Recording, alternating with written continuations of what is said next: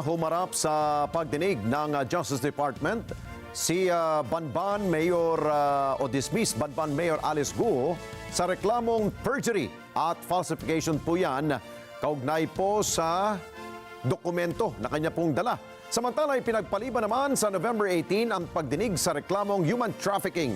Laban naman kay Cassandra Ong. Moirencina Cruz sa balita. Dumalo sa pagdinig ng Department of Justice si dismissed Banban Tarlac Mayor Alice Guo kaugnay sa mga reklamong perjury at pamimeke ng notaryo laban sa kanya.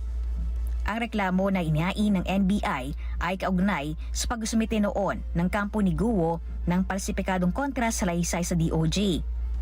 Batay sa investigasyon ng NBI, napatunayan na wala na sa bansa si Guo nang isumite ang counter affidavit na sinasabing pinanumpaan ng personal sa notary public at nakumpirma rin na ibang tao o hindi lagda ni Guo ang nasa dokumento. Ayon sa abogado ni Guo na si Attorney Stephen David, isinimite nila sa hearing ang kontra sa laysay laban sa reklamo. Iginit ni David na dapat mabasura ang reklamo laban sa kanyang kliyente dahil nakalis na ito ng Pilipinas at walang aktwal na partisipasyon noon sa pamimeke ng notaryo. Pensa namin na hindi naman siya dapat makasuhan ng falsification, perjury. Una-una, wala man siya dito eh. Anong participation niya doon sa notarization na yun? Oo, pero hindi naman porque inutusan mo, yun na yung kaso mo doon, di ba? Kasi ang kailangan dyan, yung act talaga na nag-falsify ka ng notarization mo. Naindigan din ng abogado na pirma ni Guo ang nasa kontra sa laysay dahil ito ay nilagdaan bago pa man umalis ng bansa noon. Ang dapat ayang sumagot sa kaso ay ang abogado na pumayag na inotaryo ang dokumento nang di karap si Guo. Siya naman ang pumirma doon. Pre-signed kasi yan. So wala akong nakikitang falsification doon kasi siya naman ang pumirma doon. Ngayon, kung sino yung nagnotaryo, dapat yun ang tanongin natin.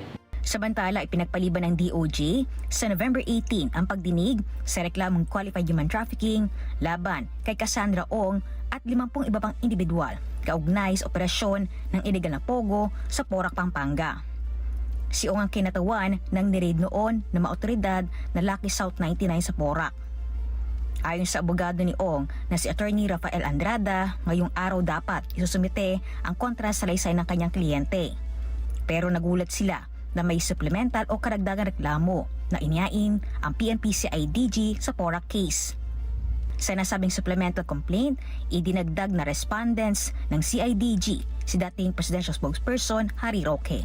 Well, earlier it was supposed to be the submission of the counter affidavits, but the PNP CIDG apparently had supplemental complaints to submit.